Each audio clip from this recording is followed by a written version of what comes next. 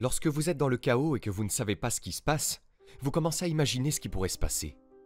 Et cette imagination est en partie le monde tel qu'il pourrait être. Mais c'est aussi en partie la structure de votre esprit inconscient qui produit les fantasmes. Et donc, lorsque vous êtes vraiment dans le chaos, la distinction entre vos fantasmes et la réalité n'est pas plus claire. Cela fait en fait partie de ce qui constitue le chaos. Alors imaginez ceci. Vous êtes dans une relation et la personne vous trahit. Et vous savez qui elle était, du moins vous le pensiez avant ce moment. Mais maintenant, vous la regardez et vous ne savez pas qui elle est. Et vous ne savez pas ce qu'est-elle passé. Et vous ne savez pas ce qu'est le présent. Et vous ne savez pas ce que sera le futur. Tout cela a été jeté en l'air d'une manière majeure qui est traumatisme. Tant de choses se sont effondrées que c'en est traumatisant. Alors que commencez-vous à faire? Vous commencez à imaginer ce que pourrait être la situation. La réalité est que votre imagination et la réalité ne sont pas du tout séparées. Vous ne pouvez pas les distinguer. Pinocchio se trouve dans une situation mi-fantastique, mi-réelle, dans cet état chaotique. Et il doit descendre pour trouver la chose qu'il a le moins envie de trouver. Il a l'intuition qu'en affrontant cette chose, ce chaos, que la vie est vraiment ce chaos. Il va retrouver son père et se réunir avec lui. On pourrait se dire que, dans un certain sens, c'est une décision de foi, je suppose, parce qu'on peut se demander pourquoi s'embêter à affronter le chaos. Si le chaos est la réalité ultime, alors à quoi bon l'affronter? Parce qu'il va juste se révéler comme l'ultime réalité et vous noyer. Mais les mythes disent toujours la même chose. Ils disent non, non, si vous affrontez ce qui vous perturbe vraiment, si vous l'affrontez vraiment, si vous le faites volontairement, vous finirez par y trouver de l'ordre. Ou du moins c'est la seule façon de trouver de l'ordre. Maintenant, ce n'est pas comme si ces histoires étaient optimistes, et ce n'est pas comme si elles vous donnaient un guide sûr pour réussir. C'est l'autre chose. Ce n'est pas comme si elles étaient infailliblement exactes, car vous pouvez être submergé par un chaos si total que même si vous y faites face, vous ne pouvez pas l'emporter. Je veux dire, c'est pour ça que les gens meurent. C'est une façon de voir les choses en tout cas. Mais la mythologie dit essentiellement que c'est votre meilleure chance. S'il y a un processus qui va marcher, c'est celui-là.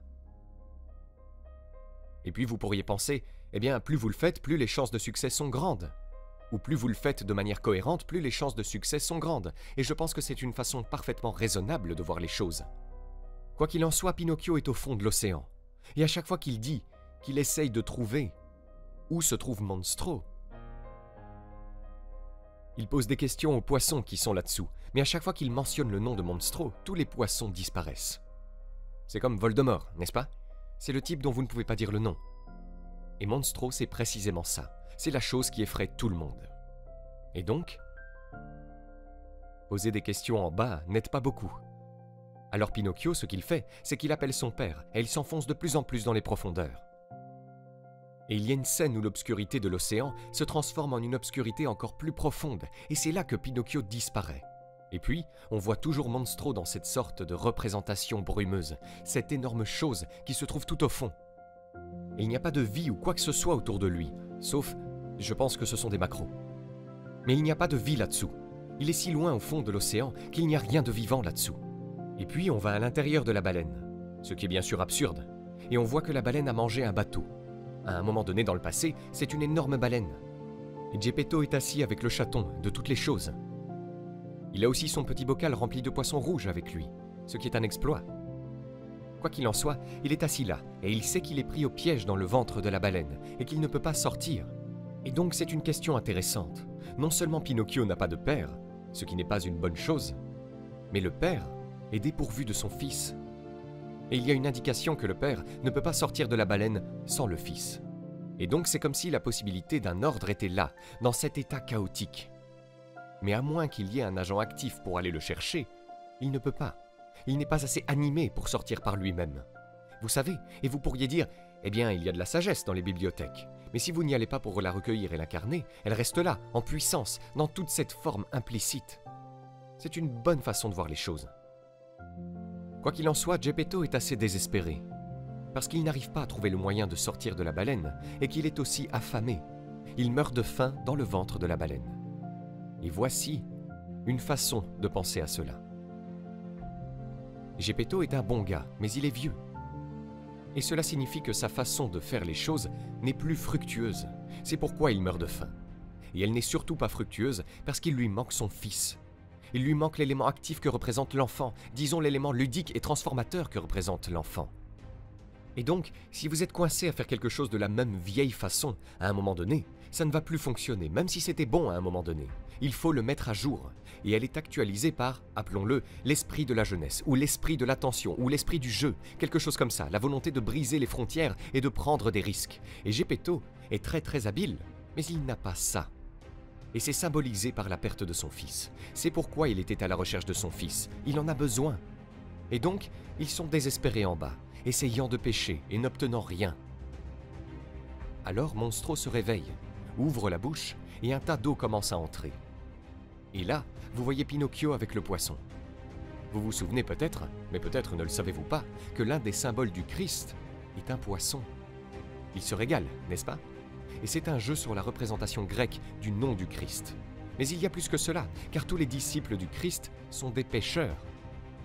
Et il accomplit un tas de miracles avec des poissons. Et les poissons sont des choses étranges parce que, eh bien, vous pouvez les sortir des profondeurs, c'est une partie de la chose.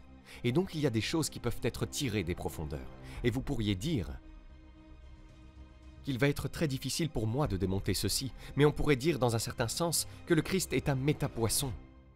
Un poisson est quelque chose que vous pouvez manger, mais une manière d'être est quelque chose qui vous fournit quelque chose à manger sur une base continue. Et donc, vous pourriez dire, est-ce mieux d'avoir un poisson ou d'être un pêcheur? C'est une autre façon de voir les choses, et évidemment il vaut mieux être pêcheur, parce qu'ainsi vous pouvez avoir plus de poissons. Et donc, c'est une chose d'avoir quelque chose, mais c'est une toute autre chose de savoir comment générer de bonnes choses.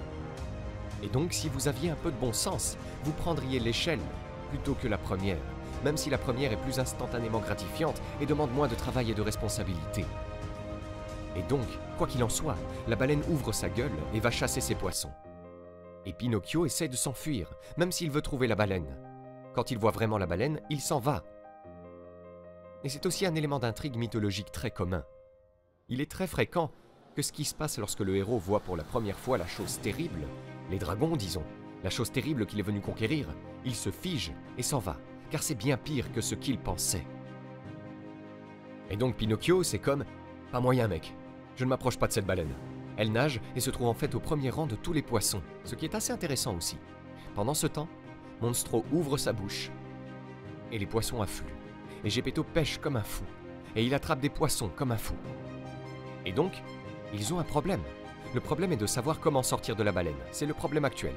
Mais un problème imbriqué à l'intérieur de celui-ci est comment ne pas mourir de faim.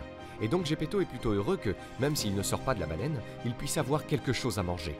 On pourrait donc dire aussi qu'il ne se concentre pas exactement sur la bonne chose, il se concentre sur le micro-problème au lieu du macro-problème. Et ça le rend un peu aveugle. Bref. La baleine avale Pinocchio. Et Geppetto continue de pêcher. Et puis, il attrape Pinocchio. C'est cool, parce que, et c'est un autre exemple de l'idée du poisson bêta, c'est comme si Geppetto ne cherchait pas un poisson, il cherche un moyen de sortir du jour où je suis une baleine. Et puis il attrape un tas de poissons et il est comme concentré sur ça, comme un fou. Et puis il attrape Pinocchio. Et Pinocchio représente ce qui le fera sortir de la baleine. Mais il est tellement obsédé par le poisson qu'il ne le remarque même pas. Alors il attrape Pinocchio et le jette dans le panier à poissons. Et donc cela signifie la cécité de l'orientation de Geppetto quand il est à l'intérieur de la baleine. Et c'est une sorte de commentaire sur sa nature âgée et insuffisante. Il résout très bien le problème, mais c'est le mauvais problème. Quoi qu'il en soit, il renvoie Pinocchio dans le bac à poissons. Pinocchio dit « Père, je suis là !» Et Geppetto répond « Ne me dérange pas maintenant, Pinocchio, je suis occupé à pêcher. » Bien, alors c'est parfait. Alors ensuite, il se réveille en quelque sorte. Il a ce petit moment de lucidité. Cette petite révélation que, eh bien, il a attrapé Pinocchio, alors qui se soucie de ce fichu poisson? Alors il court vers la boîte à poissons pour attraper Pinocchio. Et à la place, il attrape le poisson et lui donne un baiser. Et donc c'est une autre façon de souligner le fait qu'il souffre de cette confusion. Il ne peut pas distinguer la vérité locale de la vérité transcendante. Et donc, quoi qu'il en soit, il s'en rend compte. Il jette le poisson de côté, attrape Pinocchio, et ils sont tous ravis de se voir. Et donc, ils sont unis. Pinocchio a donc retrouvé son père, mais ils sont toujours coincés dans le ventre de la baleine. Pinocchio se couvre avec une couverture. Il enlève son chapeau et révèle ses oreilles d'âne. Il a donc retrouver son père, mais il est endommagé, et Pinocchio est endommagé et n'est pas en bonne forme. Il n'est pas en train de devenir ce qu'il était censé être. En fait, il s'est régénéré depuis que Geppetto l'a vu pour la dernière fois. Et donc il est embarrassé. Il dit que ce n'est pas grave, j'ai une queue, et puis il tourne ça en riant, et il est vraiment embarrassé. Et donc, c'est ce que vous voyez ici. On dirait qu'il s'est révélé être un crétin pour son père. Mais vous savez, c'est en fait une bonne chose, parce que c'est un crétin. Et s'il ne voulait pas admettre son insuffisance, il ne se serait jamais lancé dans cette poursuite. C'est donc cette volonté perverse de constater qu'il n'est pas tout ce qu'il pourrait être qui le pousse à trouver tout ce que son père représente. C'est de l'humilité et c'est un aveu d'insuffisance. Et vous avez besoin de cela avant d'apprendre quoi que ce soit, parce qu'avant d'apprendre quoi que ce soit, vous devez admettre qu'il y a des choses importantes que vous ne connaissez pas et que vous êtes un idiot. Peut-être même que vous êtes un abruti braillard. C'est pourquoi, dans de nombreux écrits religieux, on trouve des injonctions qui présentent l'humilité comme l'antidote à l'arrogance. C'est la bonne façon de voir les choses. L'humilité signifie « j'ai encore quelque chose à apprendre, j'ai encore quelque chose à apprendre, je suis insuffisant, j'ai encore quelque chose à apprendre ». Si vous avez aimé cette vidéo, vous pouvez cliquer sur le bouton « J'aime » et vous abonner à la chaîne. Cela nous fera chaud au cœur.